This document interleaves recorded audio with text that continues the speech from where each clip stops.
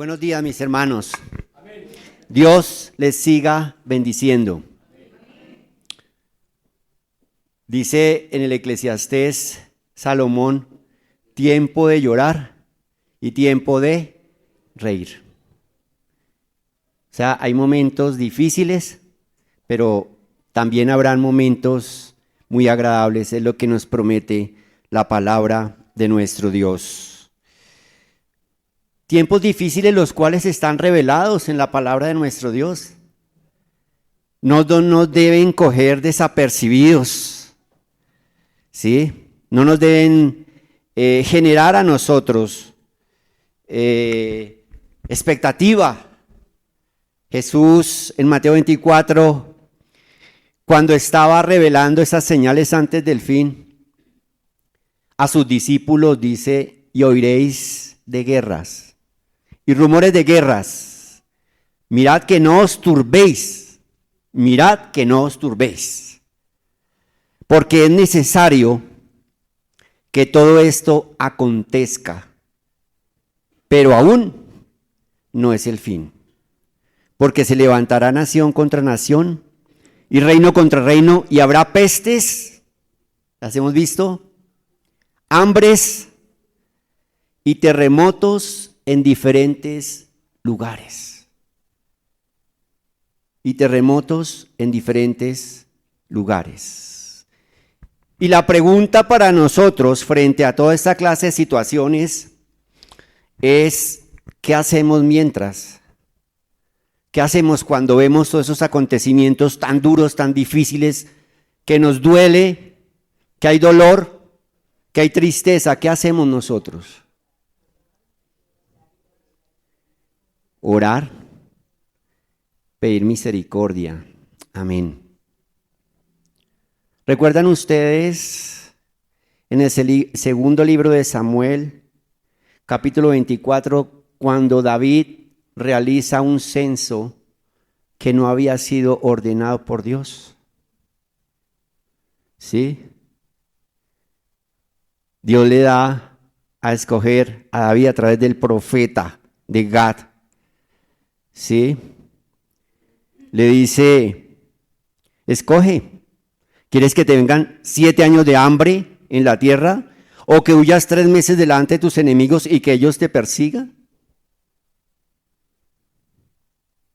Piensa ahora y mira qué responderé al que me ha enviado. Entonces David dijo a Gad, en grande angustia estoy, caigamos ahora en manos de Jehová, porque sus misericordias son muchas, mas no caiga yo en manos de los hombres. Dice, Jehová envió la peste, soy en segunda de Samuel 24:15, qué pena con el hermano. Jehová envió la peste sobre Israel desde la mañana hasta el tiempo señalado, y murieron del pueblo desde Dan hasta Beerseba 70,000 hombres. Hubo una mortandad supremamente fuerte. Y viene la palabra a través nuevamente del profeta y Gad. Y Gad vino, versículo 18, a David aquel día y le dijo, sube y levanta un altar a Jehová en la era de Arauna Jebuseo. Subid. ¿Qué le estaba diciendo después de esa mortandad? Sube, levanta un altar a Jehová. Adora a Dios. Adora a Dios. ¿Sí? Y va David, conforme a lo que el profeta le había dicho, conforme a lo que Jehová le había mandado al profeta, y se va David para comprar la era, a fin de edificar el altar a Jehová para que cese la mortandad del pueblo. Pero David era el rey. Y en el versículo 22 dice, y Arauna dijo a David, tome, ofrezca a mi señor el rey lo que bien le pareciere. Y aquí hay bueyes para el holocausto, y los trillos y los yugos de los bueyes para leña. Todo esto, rey, es tuyo. Ahora una lo da al rey. Pero ¿qué dijo el rey a este hombre que le estaba ofreciendo este lugar para que, como dijéramos nosotros, al gratín ofreciera el holocausto a nuestro Dios? El rey dijo a Araúna: no recibo nada gratis que le vaya a ofrecer a Jehová mi Dios, sino por precio te lo compraré, porque no ofreceré a Jehová mi Dios holocausto que no me cueste nada.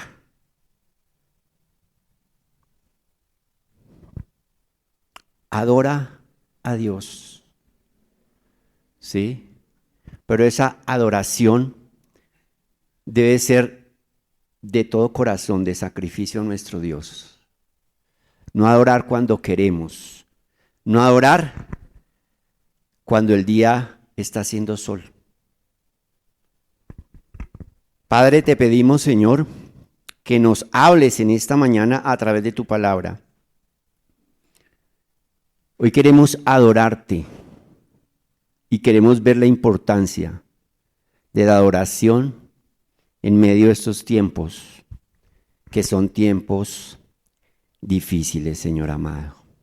Te adoramos y te damos gracias en el nombre de Cristo Jesús. Amén. Vamos a hablar hoy acerca de la adoración a nuestro Dios. Y vamos a mirar algunos aspectos en el Evangelio de Juan capítulo 4. Recordemos que es esa historia de Jesús y la mujer samaritana. Jesús y la mujer samaritana. Jesús llega a Samaria y había una mujer. El Señor se le revela a ella frente a lo que estaba haciendo, le ofrece esa agua de vida, de la cual si ella tomare no volvería a tener sed jamás. Ella le dice: no tengo marido. Jesús le dice: bien has dicho, no tengo marido, porque 5 maridos has tenido y el que ahora tienes no es tu marido. Esto has dicho con verdad, le dice el Señor. Le dice la mujer: Señor, me parece que tú eres profeta. Nuestros padres adoraron en este monte y vosotros decís que en Jerusalén es el lugar donde se debe adorar. Le había dicho lo que ella era, ¿sí? Y ella le dice: Señor, creo que tú eres profeta. Y pues a nosotros nos dijeron, sí, que en este monte hay que adorar, pero ustedes dicen que no, que es allí en Jerusalén. Y Jesús le contesta y le dice: mujer, créeme que la hora viene cuando ni en este monte ni en Jerusalén adoraréis al Padre. Vosotros adoráis lo que no sabéis. Nosotros adoramos lo que sabemos, porque la salvación viene de los judíos. Mas la hora viene, y ahora es, cuando los verdaderos adoradores adorarán al Padre en espíritu y en verdad. Porque también el Padre, tales adoradores, busca que le adoren.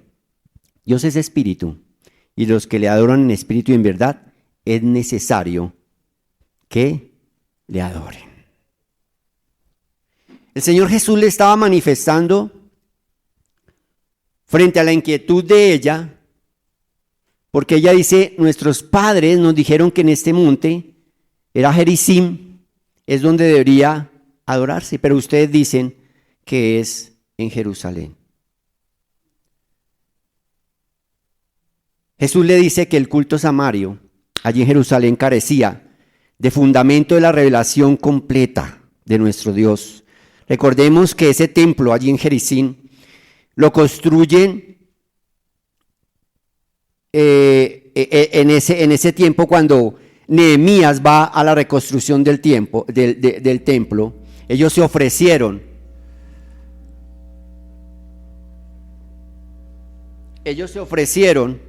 Para ayudar a la reconstrucción, ¿sí? Y les manifestaron que no querían de su ayuda. Pero Sanballat construye ese templo allí en Gerizim. estaba contaminado, no había palabra.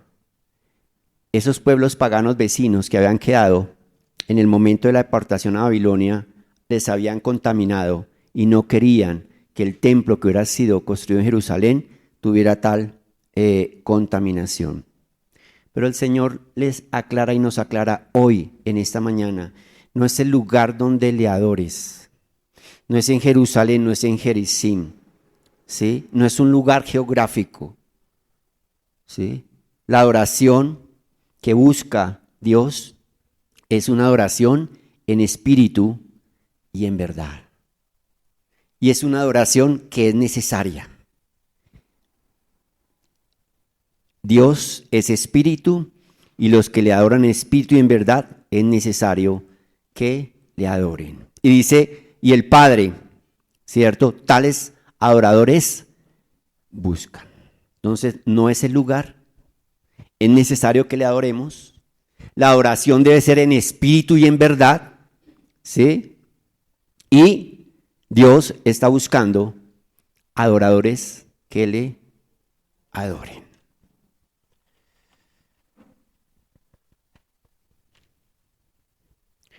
¿Por qué adorarlo? ¿Por qué adorarlo, mis hermanos? ¿Por qué? Amén. Cuando el Señor Jesús está respondiendo, ¿sí?, a ese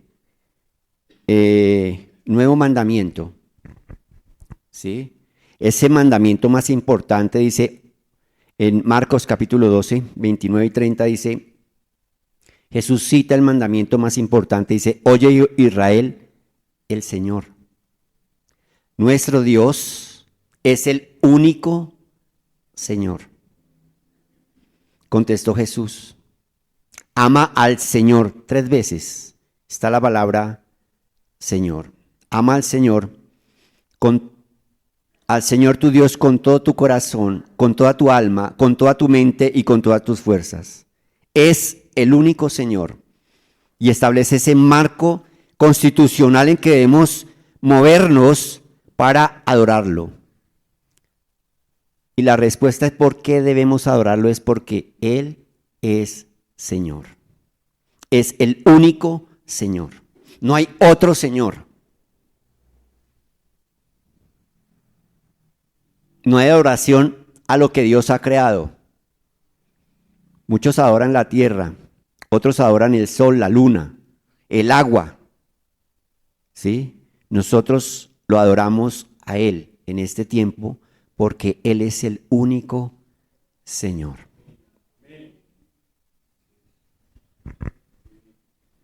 Él es el único Señor.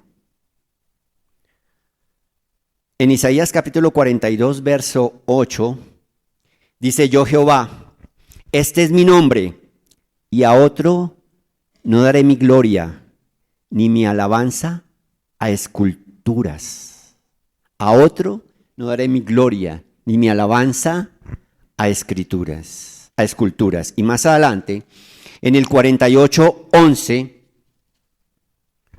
nos dice, por mí, por amor de mí mismo lo haré, para que no sea mancillado mi nombre, y mi honra no la daré a otro. No la daré a otro. ¿A quién adoramos en este tiempo? Reflexionemos a quién le dedicamos todo nuestro tiempo, a quién le dedicamos todo nuestro esfuerzo, con quién pasamos la mayoría del tiempo. Muchas veces, ¿saben con quién pasamos la mayoría del tiempo?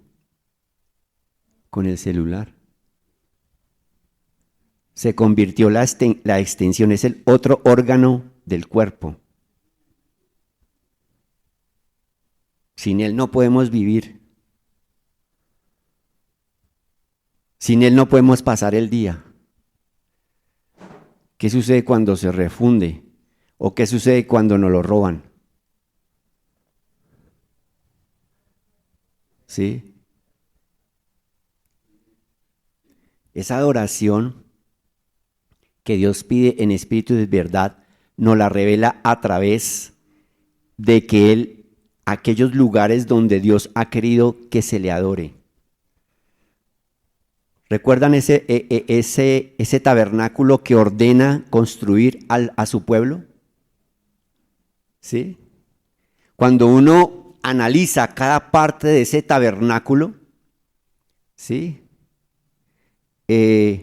Conoce uno cómo Dios quiere que nosotros lo adoremos. Lugar santísimo, únicamente el arca, el trono de Dios, cubierta por el propiciatorio coronado por 2 querubines, a los que el escritor de Hebreos en el capítulo 9 le llama de gloria. El arca era un cofre de madera de acacia recubierta de oro por dentro y por fuera. En ese lugar santísimo. Solo ese cofre. ¿Sí? No había nada más. Entraban los sacerdotes, pero antes tenían que bañarse las manos, los pies y vestir sus vestiduras. Porque si no se bañaban la mano y los pies, ¿qué sucedía? Morían. Pero Señor, ¿cómo así que si no nos bañamos las manos y los pies, al entrar en tu presencia, morimos? Ese es nuestro Dios. Y esa es la adoración que Él demanda de nosotros. Hoy nos demanda santidad, pureza, honestidad, búsqueda de Él. El lugar santo, mesa con los panes recubierta en oro puro, el altar del incienso o altar de oro, donde se quemaba el incienso. El candelero era de oro. ¿Todo para qué? Para la adoración a nuestro Dios. ¿Sí? Y el atrio, allá ese lugar fuera. ¿Sí? Estaba el altar del holocausto de bronce, fuente de bronce. Los sacerdotes debían lavarse las manos y los pies allí en ese lugar, a fin de estar limpios para servir en el santuario. Éxodo capítulo 30 nos lo dice. Cuando entren en el tabernáculo de reunión se lavarán con agua para que no mueran. Y cuando se acerquen al altar para ministrar, para quemar la ofrenda encendida para Jehová, se lavarán las manos y los pies para que no mueran.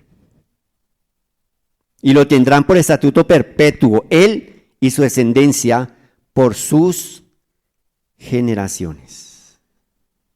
Entonces, ¿por qué lo adoramos? Porque Él es Señor. ¿Cómo debemos de hacerlo? Como Él quiere que lo hagamos. ¿Sí? Como Él quiere que lo hagamos. Esa adoración que es esa manifestación nuestra, ¿cierto? Esa respuesta que tenemos nosotros hacia nuestro Dios, no porque Él nos da, no porque Él nos guarda, no porque Él nos tiene aquí, es porque Él es el Señor. Nuestra adoración no debe depender de qué me da para adorarlo, de qué tengo para adorarlo. Es que si le pedí en oración y no me respondió, ese día no lo adoro. Esa adoración es algo que debe salir de nuestro corazón. Y ese es el significado que busca verdaderos adoradores que lo adoren en espíritu y en verdad. ¿Sí? No importando nuestra situación. Había mortandad en el pueblo de Israel. Habían muerto 70,000 personas. Y mandó al profeta Hagad, ¿para qué? Para que lo adoraran. Cuando más estamos nosotros en esa situación postrados, difícil, donde vemos a todo lado, ¿y por qué está sucediendo esto? Es cuando el Señor llama para que nosotros lo adoremos. No es en la alegría, no es en la felicidad, No es en medio del Mundial de Fútbol cuando gana Colombia. Es en medio de la adversidad cuando el Señor nos llama para que nosotros le adoremos. Hay dos palabras para adorar en el Nuevo Testamento. Una es proscuneo, que es besar la mano o inclinarse reconociendo en adoración. Y la otra es latreo, reconocimiento de honor o rendir homenaje. Ambas confluyen ¿en qué? En que la adoración es dar a nuestro Dios. Cuando hablamos de adorar, estamos dando a nuestro Dios. Y ahí es donde muchas veces no queremos hacerlo, porque es difícil dar, porque al dar tengo que esforzarme, porque al dar tengo que sacrificarme, porque al dar tengo que dejar muchas veces de dormir, lo que estoy acostumbrado a dormir. Eso es adoración. Vamos a mirar cómo se adora a Dios, cuál es la demanda de Él frente a su adoración. Lo primero lo vemos nosotros en Romanos 12, cuando dice: así que, hermanos, os ruego por la misericordia de Dios que presentéis vuestros cuerpos en sacrificio vivo, santo, agradable a Dios, que es vuestro culto racional. Y lo primero que es entonces, toda nuestra vida, todo nuestro ser. ¿Sí? Toda nuestra vida, todo nuestro ser. En el Antiguo Testamento, frente a todo el rito del ofrecimiento al holocausto a nuestro Dios, en Levítico capítulo 1 nos trae ese protocolo de las ofrendas, y lo primero que trae es ¿qué? Los holocaustos. Llamó Jehová, versículo 1, llamó Jehová a Moisés y habló con él desde el tabernáculo de reunión diciendo: habla a los hijos de Israel y diles: cuando alguno de entre vosotros ofrece ofrenda a Jehová de ganado vacuno u ovejuno, haréis vuestra ofrenda. Si su ofrenda fuere holocausto vacuno, macho sin defecto, lo ofrecerá, de su voluntad lo ofrecerá a la puerta del tabernáculo de reunión delante de Jehová. Y pondrá su mano sobre la cabeza del holocausto y será aceptado para expiación suya. Y el verso 9 dice: y lavará con agua los intestinos y las piernas, y el sacerdote hará arder todo sobre el altar. Holocausto es ofrenda encendida de olor grato a Jehová. Y el 6.8, el mismo de Levítico, ya vamos a mirar. 6.8 dice: habló aún Jehová a Moisés diciendo: manda a Aarón y sus hijos y diles: esta es la ley del holocausto. El holocausto estará sobre el fuego encendido sobre el altar toda la noche hasta la mañana, y luego del altar, el fuego del altar arderá en él. Y el sacerdote se pondrá su vestidura de lino y vestirá calzoncillos de lino sobre su cuerpo, y cuando el fuego hubiere consumido el holocausto, apartará él las cenizas de sobre el altar y las pondrá junto al altar. ¿Esto qué era? El holocausto. De ese holocausto, ¿qué quedaba para los sacerdotes? Nada. ¿Sí? El holocausto era todo consumido para honrar a Dios. Y estaba mostrándonos qué debería ser el Hijo de Dios, Jesucristo, entregarse totalmente para nuestra salvación. Y las ofrendas, capítulo 2, era diferente. Cuando alguna persona ofreciere oblación a Jehová, su ofrenda será flor de harina, sobre la cual echará aceite y pondrá sobre ella incienso, y la traerá a los sacerdotes hijos de Aarón, y de ello tomará el sacerdote su puño lleno de la flor de harina y del aceite con todo el incienso, y lo hará arder sobre el altar para memorial, ofrenda encendida es de olor grato, y lo que resta de la ofrenda será de Aarón y de sus hijos. Es cosa santísima de las ofrendas que se queman para Jehová. El holocausto es todo, absolutamente todo. La ofrenda, una parte quedaba para los sacerdotes. Ese primer elemento de adoración somos nosotros. Es nuestra vida. Es todo nuestro ser entregado a Él. Nuestro día, nuestra noche. Todo es entregado a nuestro Dios. No habría parte de nosotros que excluyamos y que con ello no adoremos a nuestro Dios. Segundo,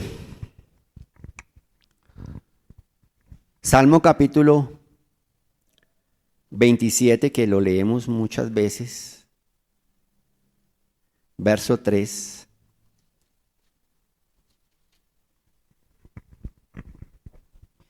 Aunque un ejército acampe contra mí, no temerá mi corazón. Aunque contra mí se levante guerra, ¿qué dice? Yo estaré confiado. ¿Sabe cuándo adoramos a Dios? Cuando confiamos en Él. Cuando oramos y creemos. Cuando esperamos en Él. Aunque la situación se vea oscura y adversa, no nos desestabilizamos, ¿sí? Sino que confiamos nosotros en Él. No confiamos en nuestras manos. No confiamos en que, como subió fulano de presidente, yo tengo un conocido, el conocido, el conocido, el conocido, y por eso estoy tranquilo. No. Toda nuestra fe está puesta en Él. Dice Salmo 49, del 5 en adelante, dice: ¿por qué he de temer en los días de adversidad, cuando la iniquidad de mis opresores me rodeare? Los que confían en sus bienes y de la muchedumbre de sus riquezas se jactan, ninguno de ellos podrá en manera alguna redimir al hermano, ni dar a Dios su rescate, porque la redención de su vida es de gran precio y no se logrará jamás. Podemos poner la confianza en nuestras riquezas. ¿En quién confiamos? Tal vez en mi agilidad, en mi conocimiento, en lo que yo pueda hacer. Encontré algo muy hermoso en Job, capítulo 31. Recordamos toda esa historia difícil de la vida de Job. Y él, en medio de esa situación, Job 31, 24 en adelante, dice: si puse en el oro mi esperanza y dije al oro, mi confianza eres tú. Si me alegré de que mis riquezas se multiplicasen y de que mi mano hallase mucho, si he mirado al sol cuando resplandecía o a la luna cuando iba hermosa, y mi corazón se engañó en secreto y mi boca besó mi mano, esto también sería maldad juzgada, porque habría negado al Dios soberano. ¿Y esto qué significa? Que cuando nuestra confianza está en algo diferente a nuestro Dios, estamos negando al Dios soberano. ¿En quién está puesta nuestra confianza? ¿En quién esperamos en los momentos de dificultad? ¿A quién acudimos en nuestras adversidades? Nuestra confianza debe estar puesta en nuestro Dios. ¿Cómo seguimos adorando a nuestro Dios? ¿Cómo le seguimos adorando? Conocemos nosotros la historia de Abraham en el Génesis capítulo 22. Aconteció después de estas cosas que probó Dios a Abraham y le dijo: Abraham. Y él respondió: heme aquí. Dijo: toma ahora tu hijo, tu único hijo Isaac, a quien amas, y vete a tierra de Moriah y ofrécelo allí en holocausto sobre uno de los montes que yo te diré. Y Abraham se levantó muy de mañana, enalbardó su asno y tomó consigo 2 siervos suyos y a Isaac su hijo, y cortó leña para el holocausto y se levantó y fue al lugar que Dios le dijo. Hermanos, adoramos a Dios cuando le obedecemos sin cuestionamiento alguno. ¿Será que esos somos nosotros? Es la reflexión para cada uno.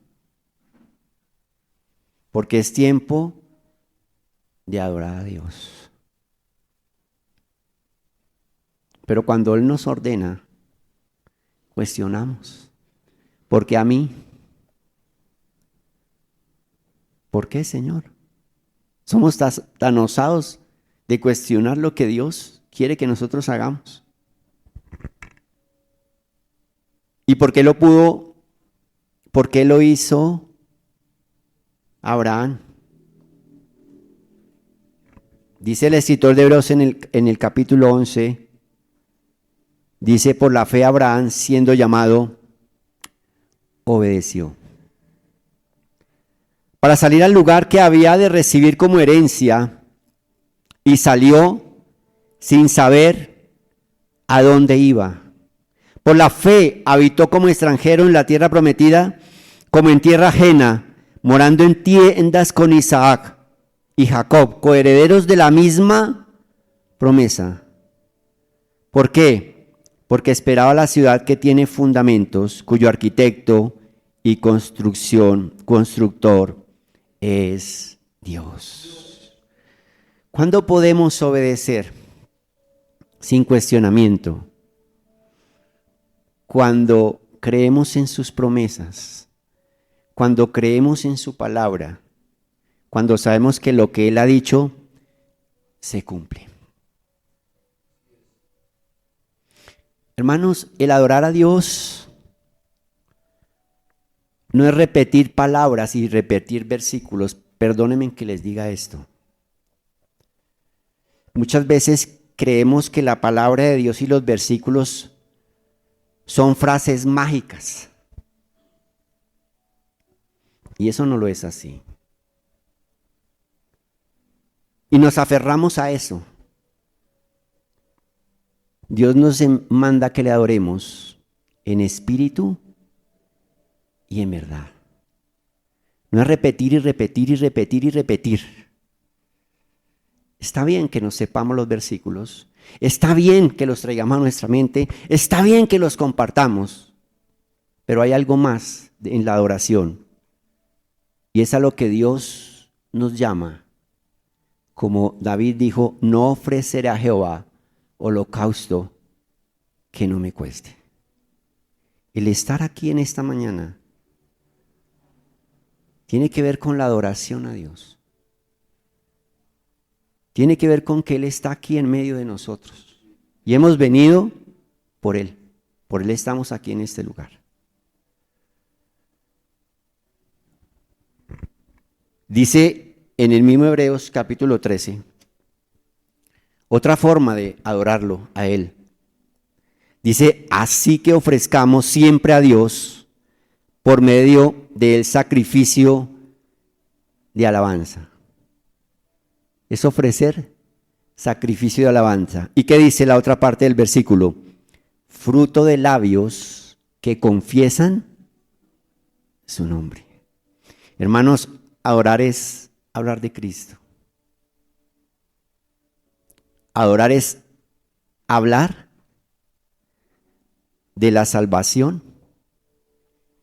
de la vida eterna, de la obra de la cruz, de la redención, de la justificación, de la sustitución y de que soy salvo, no por lo que yo pueda hacer, sino por lo que Él hizo. Eso es adorarlo a Él. ¿En dónde? Recordemos que Jesús, cuando le habla a la mujer samaritana, le dice, no es ni en Jericín, no es en Jerusalén, ¿cierto? Es necesario que me adoren, pero Dios, el Padre busca verdaderos adoradores que le adoren en espíritu y en verdad. Cuando hablamos de Cristo, cuando compartimos su palabra, ¿a quiénes? Al que está a nuestro lado. ¿En dónde? En el lugar donde Dios nos coloque. Eso es adorar a Dios. Esa es la verdadera oración. Y termino con esto, mis amados hermanos. Hechos capítulo 14.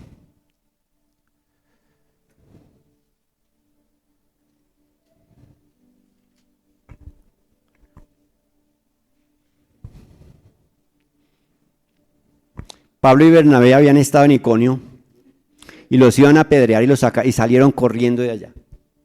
Porque los iban a apedrear literalmente. Estaban predicando la palabra de Dios. Con de nuevo, confiados en el Señor. ¿Sí? Llevaban la palabra de Dios. Van a Listra.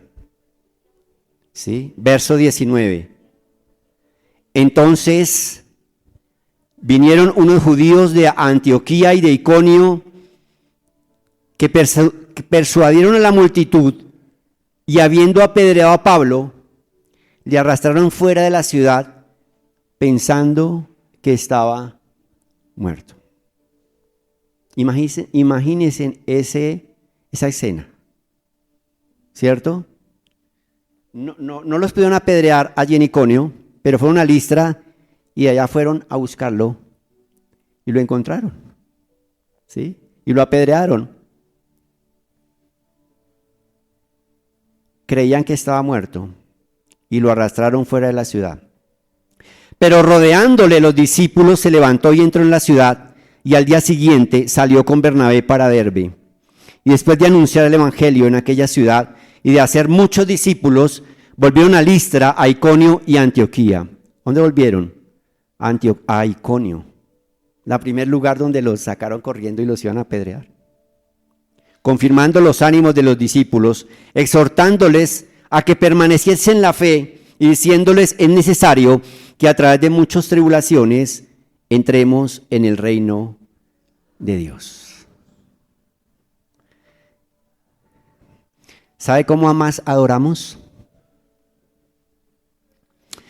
Cuando caemos y nos levantamos. Él podía haberse quedado ahí. ¿Sí? Estaba como medio muerto.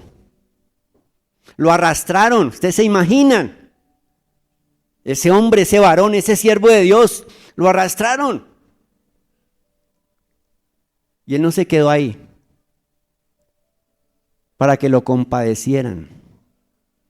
Dice que se levantó y entró en la ciudad. Y al día siguiente, ¿cierto? Salió con Bernabé para Derbe para anunciar el evangelio de Cristo. ¿Y sabe qué había en él? Algo especial. Estaba confirmando los ánimos de los discípulos. ¿A quién lo habían apedreado? A él. Pero él no esperaba que los discípulos fueran los que lo animaran a él, sino que él animara a los discípulos de Cristo. Y les dijo que permanecieran en la fe. Y que era necesario que a través de esas tribulaciones pudieran entrar en el reino de Dios. Hermanos, es tiempo de levantarnos. Y al que no tiene ánimo, hay que animarlo. Y hay que ayudarlo. Y hay que orar por él. Y hay que clamar. Y hay que tender la mano. Porque para eso nos ha llamado Dios. Y es la forma en que nosotros adoramos a nuestro Dios. ¿Por qué lo hizo Pablo? ¿Qué tenía en su cabeza y qué debemos tener en la cabeza? Después de lo que hemos visto esta semana, tener ánimo para levantarnos y para ayudar a que otros también sean bendecidos.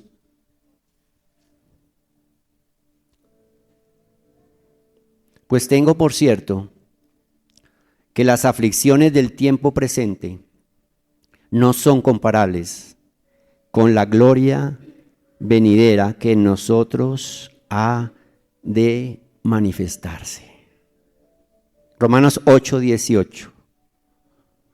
Tengo por cierto que las aflicciones del tiempo presente no son comparables con la gloria venidera que en nosotros ha de manifestarse. Eso había en la cabeza de Pablo y eso debe estar en nosotros. Todo lo que podamos padecer, todas las situaciones de adversidad, lo que hemos pasado y seguramente muchas otras cosas también que veremos, no son comparadas con la gloria venidera que en nosotros ha de manifestarse. Esa es la adoración. Eso es lo que Dios busca. Esos verdaderos adoradores que le adoren en espíritu y en verdad. Es el reto, mis hermanos, en esta mañana. Y pedimos a Dios que nos fortalezca y que podamos ser esos verdaderos adoradores que le adoran en espíritu y en verdad. Padre, te damos gracias por tu amor, por tu misericordia, Señor bendito.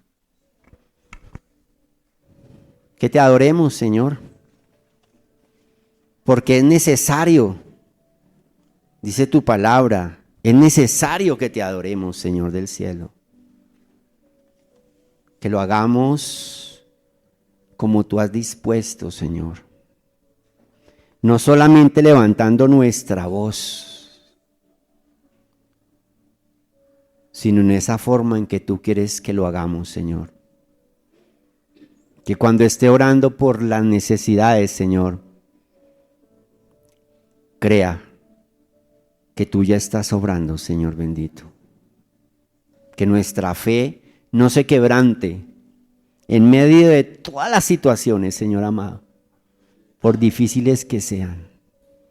Que pueda creer que tú ya estás haciendo la obra. Señor, que mis labios se abran para predicar a Jesucristo, Señor. Que no cesen, Señor. Porque esa es la adoración, Señor, que tú demandas de nosotros, Señor amado. Señor, que cuando caiga, siempre tenga ese Espíritu Santo, Señor, que me levante. Y yo quiera levantarme y seguir adelante, Señor. Sabiendo que estas adversidades, Señor, no son comparables con la gloria eterna que has dispuesto para nosotros. Gracias te damos, Padre, en el nombre de Jesús. Amén. Dele un aplauso al Señor, mis hermanos.